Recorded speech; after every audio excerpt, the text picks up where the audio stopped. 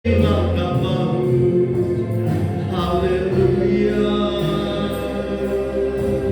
Terima kasih.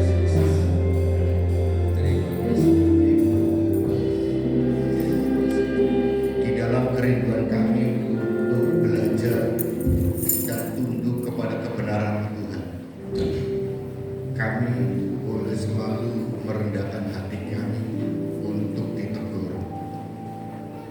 Dan kami boleh belajar untuk bersyukur di dalam segala hal, karena di dalam rasa syukur kami kepadamu Tuhan ada kemenangan dan ada kuasa Tuhan nyata dalam hidup kami. Tuhan Yesus, jamah hati kami dan jadikanlah hati kami tanah yang baik, yang subur, yang sebenarnya akan ditabur benih firman-Mu, sehingga firman Tuhan boleh tumbuh dan pada waktunya Tuhan untuk berbuah. Dan kami siap untuk ditaburi kebenaran firman. Pakai hamba-Mu untuk menjadi penerjemah isi hati Tuhan kepada kami, sehingga kami boleh mengerti pesan Tuhan lewat hamba-Mu yang sebentar Tuhan percayakan untuk menyampaikan kepada kami. Terima kasih Tuhan. Segala kemuliaan, kuasa, kebesaran kami kembalikan dan kami persembahkan hanya kepada Tuhan, dan kami adalah milik-Mu dan kami siap dibentuk lewat kebenaran. Haleluya. Amin. Silakan duduk Ibu Bapak dan Saudara yang dikasihi Tuhan Yesus Kristus. Shalom. Shalom. Shalom. Puji Tuhan ya. Suatu hal yang luar biasa Ibu Bapak semuanya, di hari yang indah ini di mana Tuhan naik ke surga untuk menyediakan tempat untuk kita semuanya. Oleh karena itu, ayo Ibu Bapak semuanya persiapkan hati kita dan melengkapi hati kita untuk selalu diperbaharui oleh kebenaran firman Tuhan. Nah, sebentar firman Tuhan akan disampaikan, tolong periksa kembali handphonenya ataupun apapun yang mengganggu di dalam kita berkomunikasi dengan Tuhan lewat kebenaran firman Tuhan, sehingga kita tidak terganggu. Nah, firman Tuhan pada pagi hari ini akan disampaikan oleh hambanya yang karena sudah lama sekali ya. Dulu pernah Tuhan pakai untuk menyampaikan kebenaran firman, dan sekarang baru ini sudah berapa tahun saya nggak tahu ya kan. Dan firman Tuhan akan disampaikan oleh hambanya yaitu Bapak Hari Jaya. Waktu dan persilakan. Silakan Pak Hari.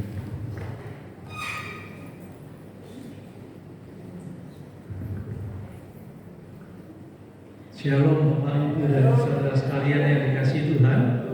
Sebelumnya saya dulu pernah datang juga ya ke gereja ini, tapi saya kira sudah lama sekali. Saya hanya kenal 1-2 orang di sini.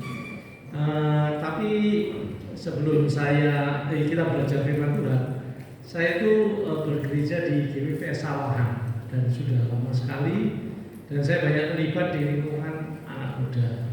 Tetapi sebagai informasi, saya bukan pendeta ya. Saya ini lebih banyak terlibat di dalam bisnis, dalam usaha. Nah, tetapi Pak Hansen ini minta saya untuk menyampaikan firman Tuhan, jadi saya akan mencoba untuk mari kita bersama-sama belajar. Sebagian daripada kebenaran firman Tuhan, karena firman Tuhan ini kalau kita lakukan sungguh-sungguh, itu memberikan implikasi dan dampak yang luar biasa di dalam hidup kita. Nah, mari kita membaca di dalam Kisah Para Rasul, karena hari ini kita memperingati hari kenaikan Tuhan Yesus ke surga. Mari kita lihat di dalam Kisah Para Rasul pasal yang pertama. Saya bacakan pasal pertama ayat yang ke-6 ya, sampai ke-11. Saya kira kita semua sudah sering membaca ini, karena tiap tahun kita pasti akan memperingati hari kenaikan Tuhan Yesus ke surga. Maka bertanya mereka yang berkumpul di situ, Tuhan, maukah Engkau pada masa ini memulihkan kerajaan bagi Israel? Jawabnya, Engkau tidak perlu mengetahui masa dan waktu yang ditetapkan Bapa sendiri menurut kuasanya. Tetapi kamu akan menerima kuasa kalau Roh Kudus turun ke atas kamu, dan kamu akan menjadi saksiku di Yerusalem dan di seluruh Yudea dan Samaria dan sampai ke ujung bumi. Sesudah ia mengatakan demikian, terangkatlah ia disaksikan oleh mereka dan Allah menutupinya dari pandangan mereka. Dan ketika mereka sedang menatap ke langit waktu ia naik itu, tiba-tiba berdirilah dua orang yang berpakaian putih dekat mereka dan berkata kepada mereka, "Hai orang-orang Galilea, mengapa kamu berdiri melihat ke langit? Yesus ini yang terangkat ke surga meninggalkan kamu akan datang kembali dengan cara yang sama seperti kamu melihat dia naik ke surga."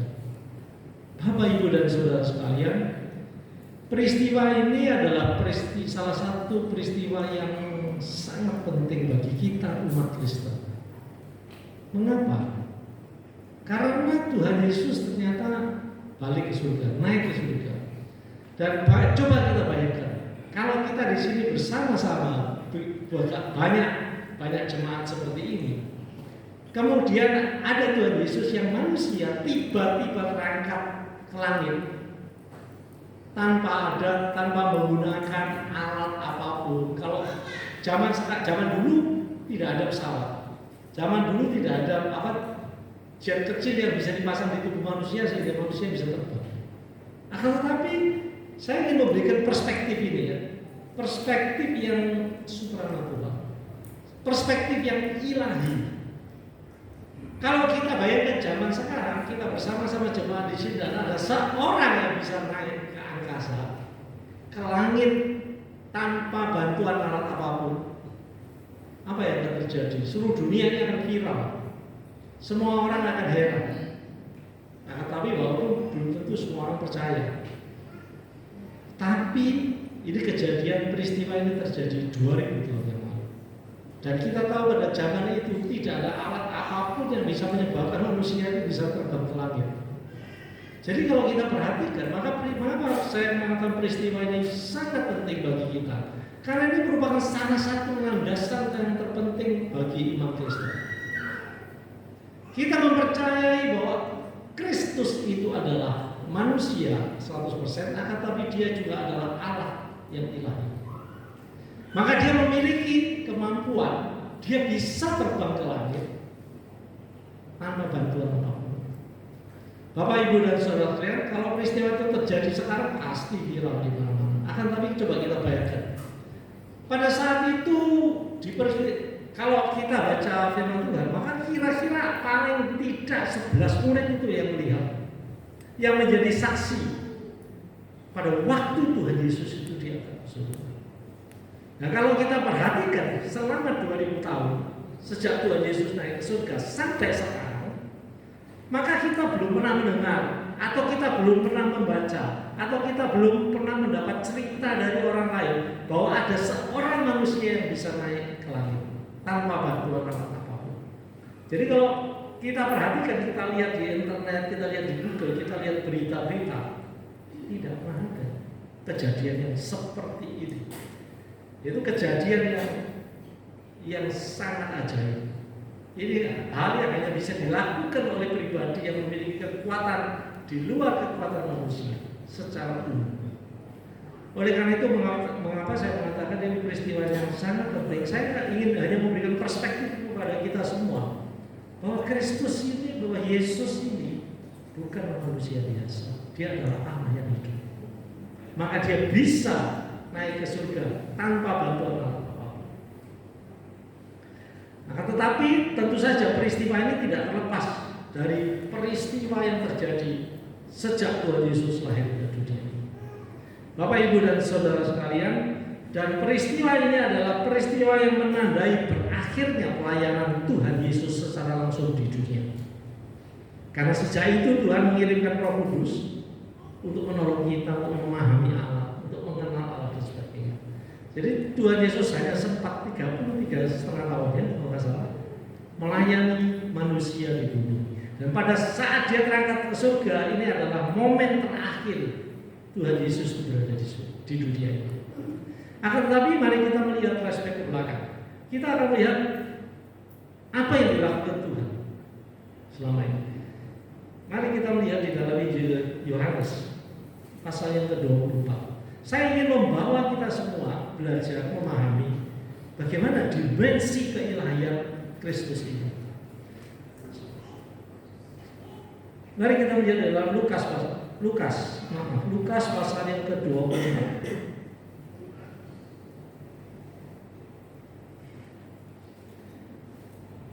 Sudah dapat? Dan pada hari Sabat mereka beristirahat menurut hukum Taurat. Tetapi pagi-paginya pada hari pertama minggu itu mereka pergi ke kubur membawa rempah-rempah yang telah disediakan mereka. Mereka mendapati batu sudah terguling dari kubur itu.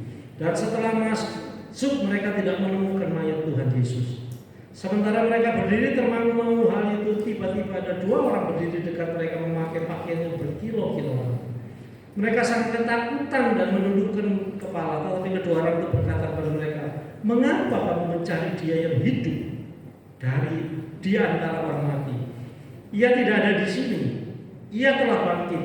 Ingatlah apa yang dikatakannya kepada kamu ketika Ia masih di Galilea, yaitu bahwa Anak Manusia harus diserahkan ke tangan orang berdosa dan disalibkan, dan akan bangkit pada hari yang ketiga." Maka teringatlah mereka akan perkataan Yesus itu, dan setelah mereka kembali dari kubur mereka menceritakan semuanya itu kepada ke-11 murid dan kepada semua saudara yang lain. Perempuan-perempuan itu ialah Maria dari Magdala dan Yohana dan Maria ibu Yakobus, dan perempuan-perempuan lain juga bersama-sama dengan mereka memberitahukannya kepada rasul-rasul. Tetapi bagi mereka perkataan itu seakan omong kosong dan mereka tidak percaya kepada perempuan-perempuan itu. Sesungguhnya demikian Petrus bangun lalu cepat-cepat pergi ke kubur itu. Ketika ia menjenguk ke dalam dan ia melihat hanya kain kafan saja. Lalu ia pergi dan bertanya dalam hatinya, apa yang terjadi? Jadi saya mencoba melihat peristiwa yang terjadi kenaikan Tuhan Yesus itu jelas. Itu adalah hal-hal yang ajaib, mujizat, dan itu adalah hal yang ilahi yang tidak bisa dilakukan oleh manusia. Itu harus dilakukan pribadi yang memiliki kekuasaan dan kekuatan yang di luar kekuatan manusia, dan itu pasti Allah. Bapak, Ibu, dan saudara sekalian, kalau kita membaca di dalam Injil Lukas pasal 24 ini bukan rangkaian peristiwa yang berkaitan dengan kenaikan Tuhan Yesus ke surga. Mengapa? Tuhan Yesus tidak akan naik ke surga kalau Dia tidak hidup. Karena sebelum peristiwa ini Tuhan Yesus disalibkan dan mati dan dikuburkan, dan benar-benar mati. Karena itu disaksikan oleh banyak orang. Itu disaksikan oleh tentara-tentara Romawi, disaksikan oleh mungkin ketua-ketua Yahudi dan sebagainya, sehingga dia mati dan dia masuk ke dalam kubur. Jadi secara manusia dia mati. Akan tetapi hal ilahi yang terjadi adalah ternyata dia bisa bangkit. Bapak, Ibu, dan saudara sekalian, rangkaian peristiwa ini menunjukkan kepada kita keilahian Kristus. Maka di sini ada banyak anak muda. Saya sering melihat di YouTube, saya melihat di internet dan sebagainya, di media sekarang ini. Banyak orang mengatakan bahwa Yesus itu bukan Tuhan, bahwa Yesus itu bukan Allah. Tapi coba tunjukkan kepada kita yang mempercayai bahwa Kristus itu adalah Allah, bahwa ada seseorang yang sudah mati kemudian bisa hidup kembali. Mati 3 hari dan kemudian hidup kembali, dan kemudian disaksikan oleh murid-murid Tuhan naik ke surga secara ilahi. Makanya anak muda jangan percaya kata-kata di internet dan sebagainya, informasi bahwa mengatakan bahwa Tuhan Yesus itu bukan Allah.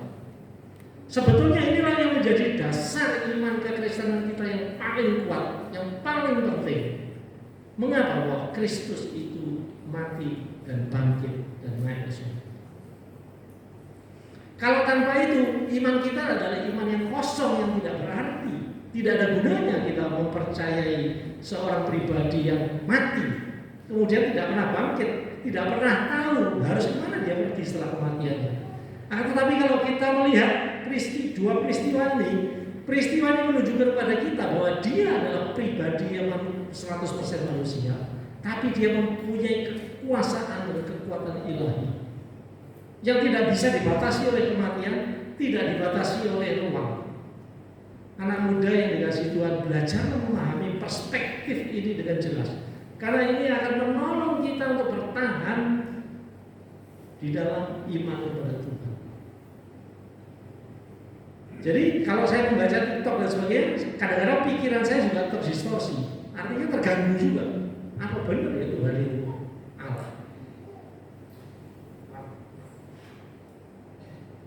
Apa betul ya Tuhan Yesus itu benar-benar Allah? Dari perspektif ini sebetulnya kita bisa baca, kita bisa melihat bahwa Dia adalah pribadi yang memiliki kekuatan ilahi yang tak bisa dibatasi oleh kematian, yang tidak bisa dibatasi oleh fisikal yang ada di. Makanya Dia bisa naik ke surga tanpa butuh bantuan alat apapun. Nah, inilah yang menjadi dasar. Kemudian kita juga lihat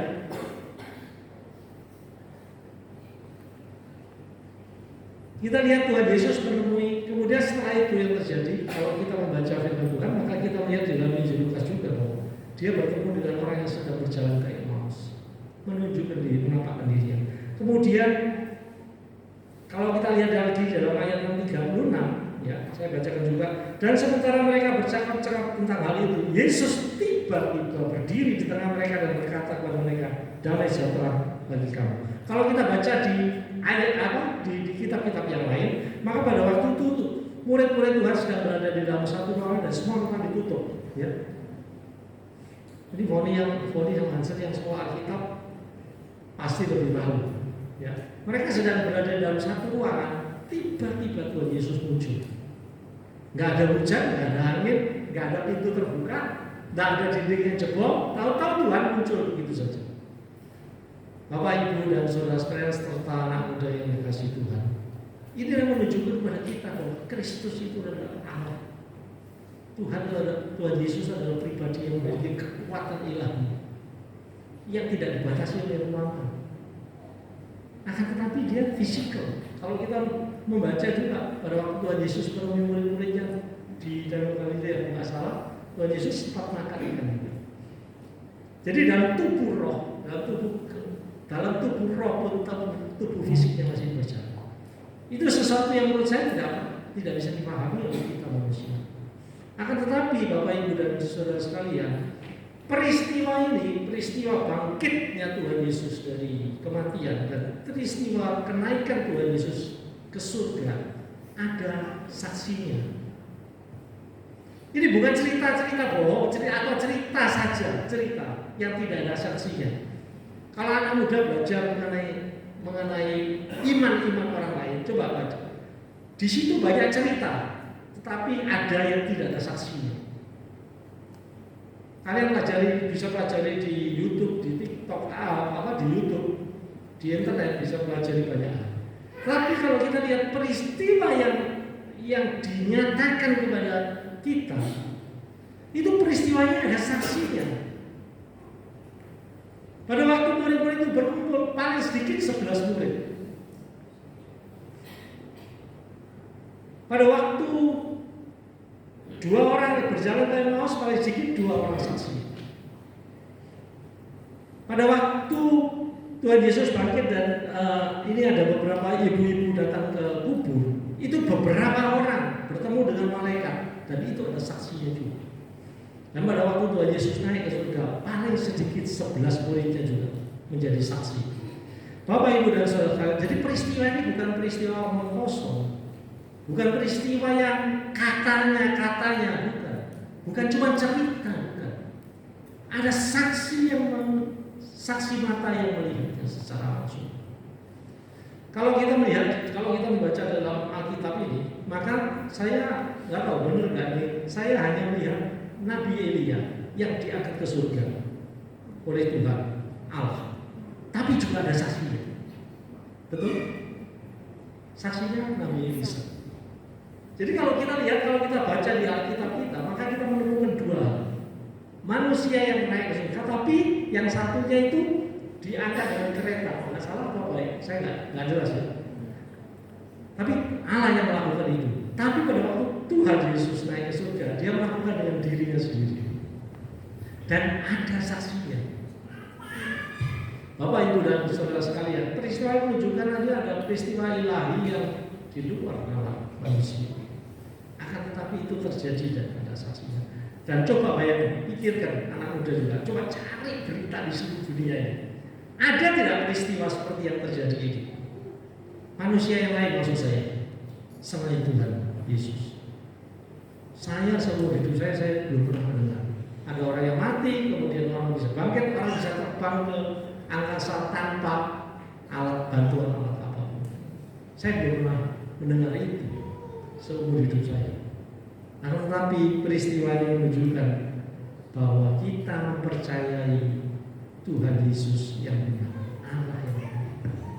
Inilah dasar iman Kristen yang terpenting yang harusnya kita miliki, yang menjadi pegangan hidup kita, bahwa Dia betul-betul Allah. Makanya kalau kita tarik lagi peristiwa sebelum kebangkitan Tuhan Yesus, apa yang terjadi? Tuhan Yesus melakukan banyak sekali mujizat.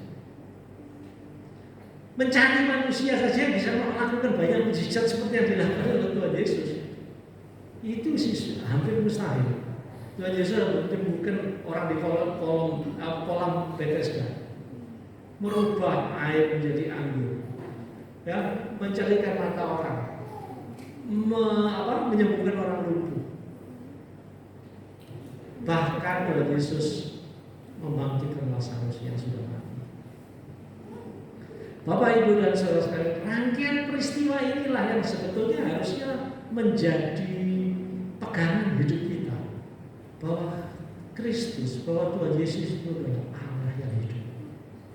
Makanya kalau kita melihat di dalam Injil Yohanes, Tuhan Yesus menyatakan, "Akulah jalan, kebenaran, dan hidup." Gak ada jalan yang lain. Makanya kalau kita lihat di dalam peristiwa Tuhan Yesus bisa mengatakan, "Aku mengampuni dosamu." Dosamu sudah diampuni. Siapa manusia yang bisa mempunyai kekuasaan untuk bisa mengampuni dosa manusia? Tidak ada. Maka orang Yahudi mengatakan bahwa Tuhan Yesus ini menghujat Allah. Tapi sebetulnya karena Dia Allah, maka Dia bisa melakukan itu. Bapak, Ibu, dan saudara sekalian dikasihi Tuhan, marilah kita benar-benar belajar memahami firman Tuhan. Saya selalu mencoba berpikir kritis mengenai apa yang terjadi, apa yang peristiwa-peristiwa apa yang terjadi di Alkitab, sehingga itu menolong saya untuk mengokohkan iman saya kepada Tuhan. Dan dari itu saya belajar tidak boleh menghadapi kondisi apapun, tekanan hidup dan sebagainya. Karena kita memiliki Tuhan yang benar-benar hidup, Tuhan yang benar-benar memiliki kuasa, dan Dia bisa melakukan apapun. Tidak ada limitnya, tidak ada batasnya. Maka Tuhan Yesus juga mengatakan, kalau kamu mau tahu lihat Bapa, lihat Tuhan Yesus. Artinya Tuhan Yesus menganggap bahwa dirinya itu adalah Allah itu sendiri. Bapak, Ibu, dan saudara sekalian yang dikasihi Tuhan, makanya saya mengatakan bahwa semua jemaat kita yang ada di sini semua itu bersyukur kepada Tuhan. Mengapa? Karena ternyata kita dipilih menjadi umat pilihannya Tuhan. Akan tetapi kita harus hidup sesuai dengan firman Tuhan. Nah, saya akan bicara part yang kedua, bagian yang kedua. Untuk saya ingin memberikan sharing pengalaman saya.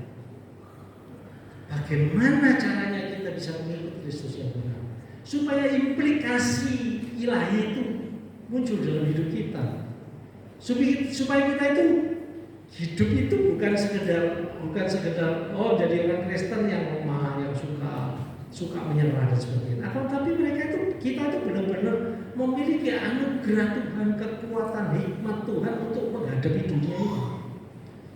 Mengapa saya ingin menceritakan ini, Bapak, Ibu, dan saudara sekalian? Di zaman sekarang ini, hidup itu sangat sulit sebetulnya. Tekanan di sekeliling kita secara kita tidak sadar itu menekan hidup manusia.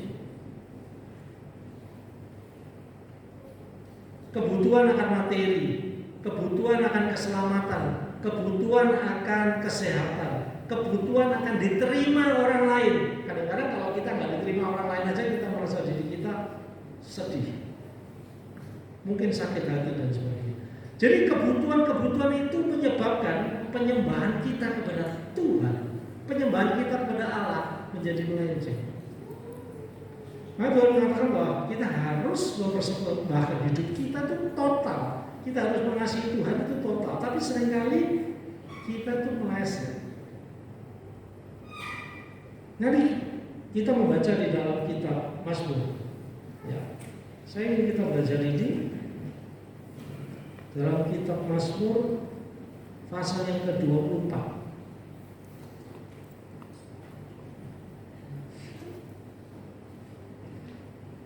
Pasal 24 ayat 3 dan 4. Jadi saya ingin men-share ini, bagaimana sebetulnya cara kita hidup dengan Tuhan itu, supaya hidup kita itu benar-benar menerima kasih karunia Tuhan yang penuh, dan hidup kita penuh dengan kemenangan di dunia ini. Walaupun banyak masalah, walaupun banyak tekanan di dalam hidup, nggak mungkin kita hidup dengan manusia yang sebanyak ini. Tekanan itu makin tahun pasti akan makin berat. Bapak Ibu dan saudara sekalian, kalau saya cerita, sekarang umat manusia itu 8 miliar. Maka kebutuhan akan makanan, kebutuhan akan tempat, kebutuhan akan banyak hal menjadi makin sulit. Ini masih 8 miliar. Diperkirakan 100 tahun 100 kalau nggak salah, diperkirakan jumlah manusia meningkat menjadi 16 miliar. Sekarang saja hidup manusia sudah kesehatan kita itu makin lama makin menurun. Ya, karena environment kita berubah makin buruk. Bayangkan kalau jumlah manusia itu bertambah 2 kali lipat, apa makin sulit. Maka kita harus belajar hidup benar di dalam Tuhan sesuai dengan firman Tuhan kita, supaya kita bisa bertahan. Kalau tidak, maka kita akan selalu jadi loser, selalu kalah di dalam hidup ini. Nah, tekanan itu seringkali akan membawa kita secara tidak sadar kita akan menjauh dari itu. Maka saya baca dalam Mazmur pasal 24. Bagaimana kita mengatasi? Siapakah yang boleh naik ke atas gunung Tuhan? Siapakah yang boleh berdiri di tempatnya yang kudus? Orang yang bersih tangannya dan murni hatinya, yang tidak menyerahkan dirinya kepada penipuan dan yang tidak bersumpah palsu. Dialah yang akan menerima berkat dari Tuhan dan keadilan dari Allah yang menyelamatkan dia. Itulah angkatan orang-orang yang menanyakan dia mencari wajah-Mu, ya Allah. Ya. Bapak Ibu dan saudara sekalian, kalau kita baca di dalam kitab Mazmur itu, ternyata ada 2 syarat untuk kita bisa hidup dekat dengan Tuhan, ya, dan memahami Allah dan menuruti perintah Allah, karena dia akan terkait seluruhnya. Ternyata 2 hal. Yang satu, hati kita harus bersih. Nah, tadi saya mengatakan bahwa dengan tekanan hidup yang luar biasa ini, kita tuh bisa menyimpang jauh sekali dari ibadah kita kepada Tuhan. Walaupun mungkin kita masih tetap bergereja, walaupun mungkin kita tetap melayani Tuhan, kita masih tetap rajin menjadi hamba Tuhan, bahkan. Akan tetapi ini bisa melenceng, hati kita tuh bisa melenceng, karena kita tidak memurnikan hati kita terus menerus.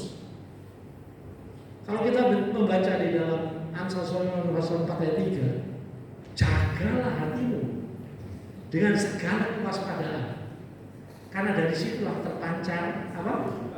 Kehidupan. Nah, pancaran kehidupan itu ada 2. Kalau hati kita nggak benar, hidup kita nggak benar, yang keluar bukan kehidupan, yang keluar kepahitan. Makanya kenapa hati itu harus dijaga? Karena ini penting sekali, ini sentral hidup manusia itu ada di situ. Maka Tuhan mengatakan, kalau hati kita nggak bersih, jadi kita menyembah Tuhan. Tadi saya mengatakan bahwa kita sudah melihat bahwa Yesus itu adalah Allah yang ilahi. Mengapa kita menyembah Dia? Kita menundukkan diri, kita mau mengikuti semua konsep yang diajarkan Tuhan Yesus kepada kita. Kita menundukkan diri, kita menyembah Dia. Harus dengan kemurnian hati. Memang kita ingin menyembah Tuhan. Jangan oleh karena kebutuhan-kebutuhan saya, karena tekanan hidup. Maka seringkali banyak orang Kristen yang salah beribadah kepada Tuhan, menundukkan dirinya kepada Tuhan karena dia ingin mendapatkan materi, dia ingin mendapatkan jabatan, dia ingin mendapatkan keinginan-keinginan hatinya, dia ingin mendapatkan penghargaan, dia ingin mendapatkan pujian dari orang lain dan sebagainya. Kalau kita menyembah Tuhan dengan hati yang tidak murni, maka kita tidak bisa mendekatkan hidup kita dengan Tuhan secara real dan sungguh-sungguh. Oleh karena itu, Bapak Ibu dan Saudara sekalian, ini memurnikan hati itu penting. Karena kalau kita dekat dengan Tuhan, maka kita tadi dikatakan kita akan dapat anugerah, kita akan dapat berkatnya. Semuanya akan diberikan oleh Tuhan kepada kita untuk menghadapi hidup di dunia yang penuh tekanan ini. Akan tetapi kalau kita sudah melenceng hidup kita, bayangkan ibadah kita berarti ya? Gak ada artinya karena kita menyembah Tuhan karena kita ingin mendapatkan sesuatu dari Tuhan, bukan karena kita bersyukur kepada Tuhan. Karena kita sudah dipilih, kita menyembah kepada, menundukkan diri kepada Allah yang benar, Allah yang ilahi, Allah yang punya kekuatan dan kuasa, Allah yang memiliki seluruh alam semesta ini. Oleh karena itu, marilah kita menyembah Tuhan tidak mengharapkan apa-apa, karena kita bersyukur dan berterima kasih atas kebaikan Tuhan. Tapi Tuhan itu Tuhan yang baik, maka Dia akan memberikan banyak hal di luar yang kita pikirkan. Itulah sebetulnya inti kekristenan kita. Jangan dibalik. Kita datang ke gereja, kita menyembah Tuhan, kita melayani Tuhan karena kita ingin mendapat sesuatu. Karena Tuhan ya sudah selesai, kamu cuma dapat itu. Kamu nggak dapat hubunganmu dengan Tuhan, keberadaanmu dengan Allah tidak dekat. Kamu tidak. Kenapa? Penting sekali, Bapak Ibu dan Saudara sekalian. Kalau kita dengan Tuhan, maka kita akan memiliki semua kebijaksanaan Tuhan. Kita akan bisa lihat bagaimana kita harus hidup. Apa yang harus kita lakukan? Apa yang harus kita kerjakan? Maka semua itu akan jelas, akan terang di dalam diri kita.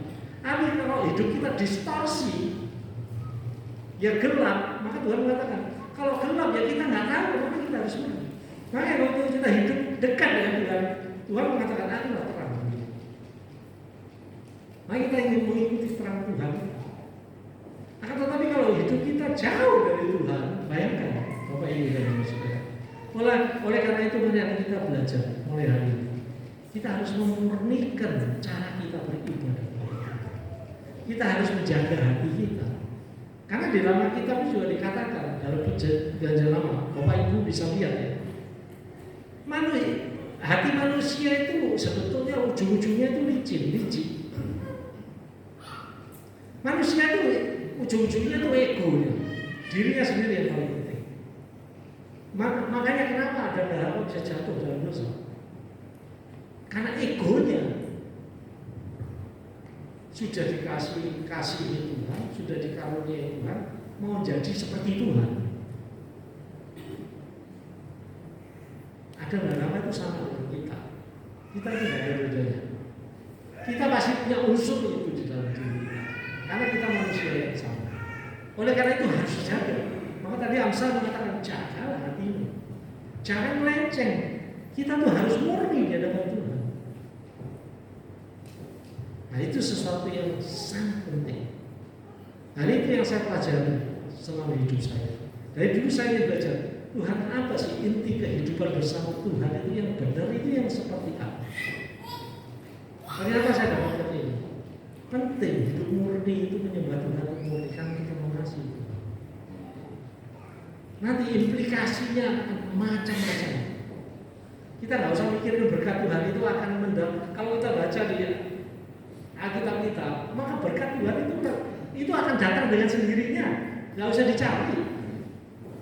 Maka kita balik kalau kita cari berkat itu, kita cari Tuhan, mendekatkan diri kepada Tuhan, menundukkan diri, kita mengikuti firman-Nya. Nah yang kedua, yang penting, yang tidak menyerahkan diri pada benar, tidak bersuka palsu. Orang yang bersih tangannya. Artinya kita nggak melakukan dosa apapun. Bapak Ibu dan Saudara sekalian, kita sering kali salah. Seringkali kita mengkompensasi dosa kita dan kesalahan kita itu dengan aktivitas rohani. Kita melayani Tuhan, kita rajin ke gereja. Akan tapi kita tetap menyimpan kesalahan kita, dosa kita yang tidak pernah dilepas. Mari kita melihat apa yang Tuhan Yesus katakan di dalam Injil Matius. Ini Tuhan Yesus sendiri yang mengajarkan. Saya hanya ingin memberikan contoh simple, contoh sederhana, supaya mengerti apa yang harus kita lakukan. Injil Matius pasal yang ke-5.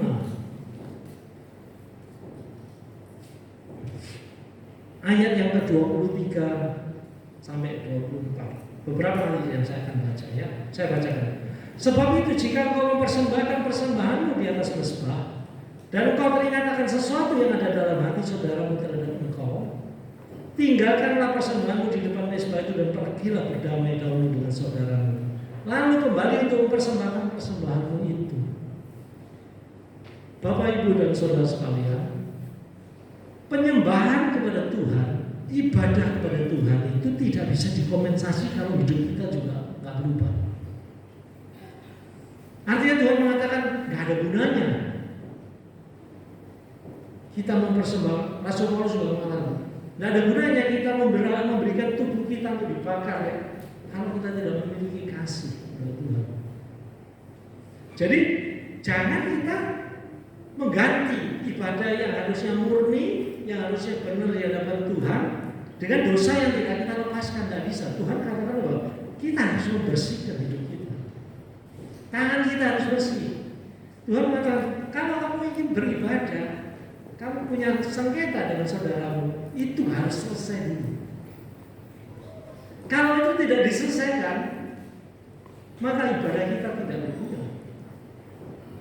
Tuhan yang mengatakan. Tapi seringkali kita berpikir enggak, yang penting aku terus datang ke gereja atau mungkin melayani dan sebagainya. Gak ada gunanya Bapak, Ibu, dan saudara-saudara. Ini yang saya pelajari. Oleh karena itu konsistensi mengikuti kebenaran firman Tuhan itu adalah mutlak. Tidak bisa dilawan. Karena ini yang dikatakan oleh Tuhan sendiri. Jadi kita harus tahu bagaimana menundukkan diri, bagaimana menyembah Tuhan itu harus tahu caranya. Karena implikasinya dalam hidup kita akan besar sekali. Kemudian saya bacakan ayat yang 27. Kamu telah mendengar firman Tuhan, jangan berzina. Tetapi aku berkata kepadamu, setiap orang yang memandang perempuan serta menginginkannya sudah berzina dengan dia di dalam hati. Jadi Tuhan itu tidak melihat hanya perilaku kita di luar, tapi sampai ke dalam hati kita, dalam pikiran kita manusia. Kalau pikirannya jahat, itu harus dibersihkan. Ini yang dikatakan dalam kitab Mazmur tadi. Itu harus bersih dan itu jadi hati kita harus murni mengasihi Tuhan pada waktu kita menyembah Tuhan. Kita menyembah Tuhan, menundukkan diri pada Tuhan karena kita mengakui bahwa Dia adalah otoritas, pribadi yang memiliki otoritas ilahi. Maka kita menundukkan diri. Tapi harus murni karena kita mengasihi Dia. Maka Tuhan mengatakan kasihlah Tuhan Allah dengan segenap hatimu dan sebagainya. Itu harus sungguh-sungguh. Tapi itu harus dibarengi dengan melepaskan dosa.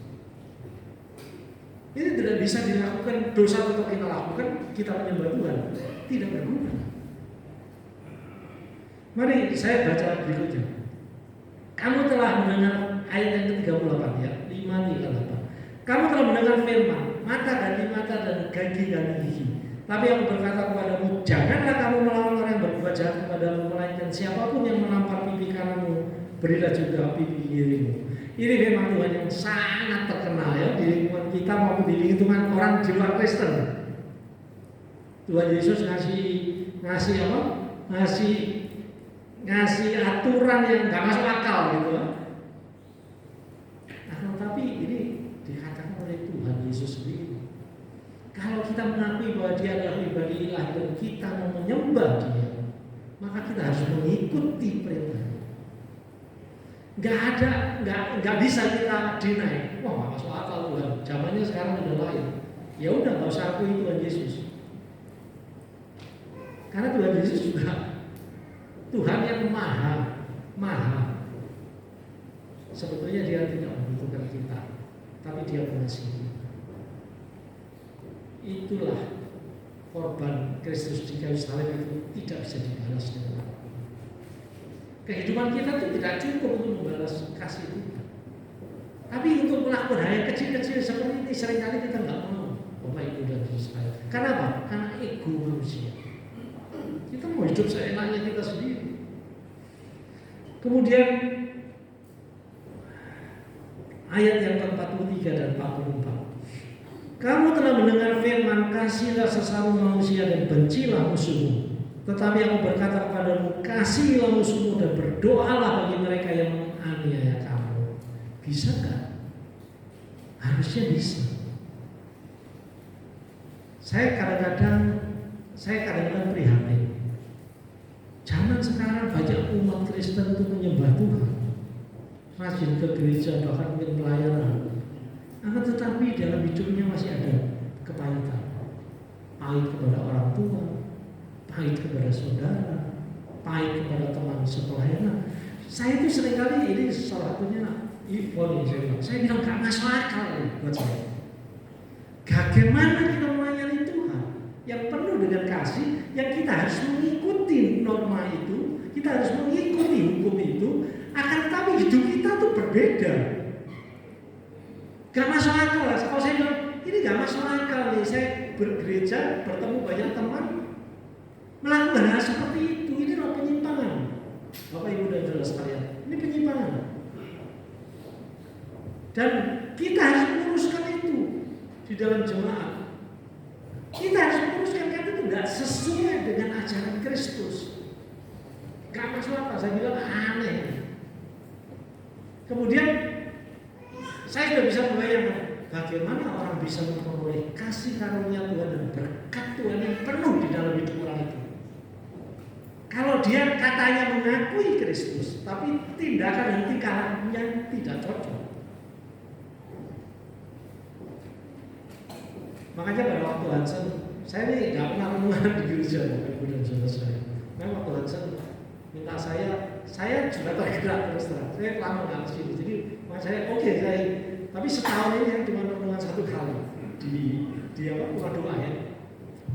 Even anak-anak muda yang dulu saya terlibat di dalamnya, beberapa orang minta sampai sekarang saya juga katakan nggak cocok ini, masa orang tua disuruh bicara dengan anak muda.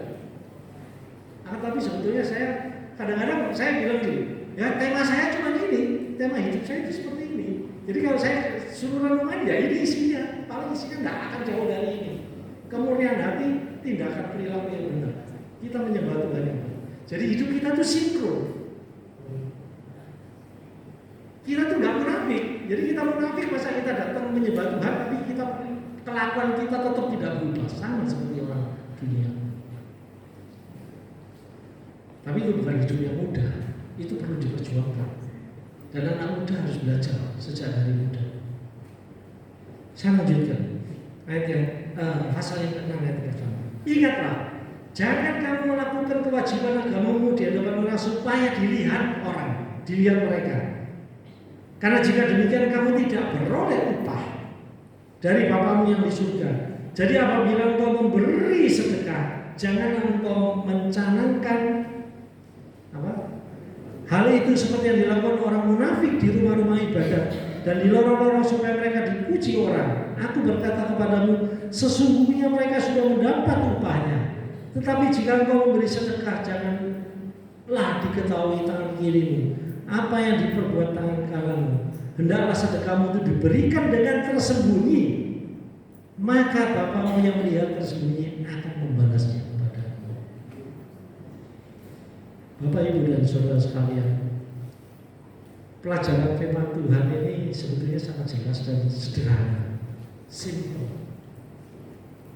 Tapi seringkali mungkin kita tidak sadar karena hati kita melenceng, bisa juga. Atau mungkin karena kita tidak mau sungguh-sungguh, bisa juga. Tetapi itulah yang saya ingin share pada pagi hari ini. Bapak Ibu dan Saudara sekalian, tidak ada gunanya kita menyembah Tuhan kalau kita tidak berubah. Karena kepenuhan anugerah Allah itu tidak akan sampai ke dalam hidup kita. menutup renungan pada pagi hari ini, saya ingin share. 30 tahun, 35 tahun yang lalu, saya dihina oleh seseorang. Di dalam hati itu rasanya sakit semua. Saya pikir banyak orang pernah mengalami hal kayak seperti itu. Jadi ada seseorang yang menghina saya. Orang dekat sekali dengan saya menghina saya. Aduh, rasanya sakit sekali dihina orang. Tapi pada saat itu juga, siang itu juga, saya berdoa kepada Tuhan, saya belajar, Tuhan, gimana caranya? Ini dalam hati ini sakit sekali. Karena kalau orang dihina, ya semua orang saya kira pernah mengalami ya seperti itu. Dari ada yang ringan, ada yang berat. Nah, saya berdoa kepada Tuhan terus, ya Tuhan memberikan hikmat di dalam pikiran saya. Ampuni.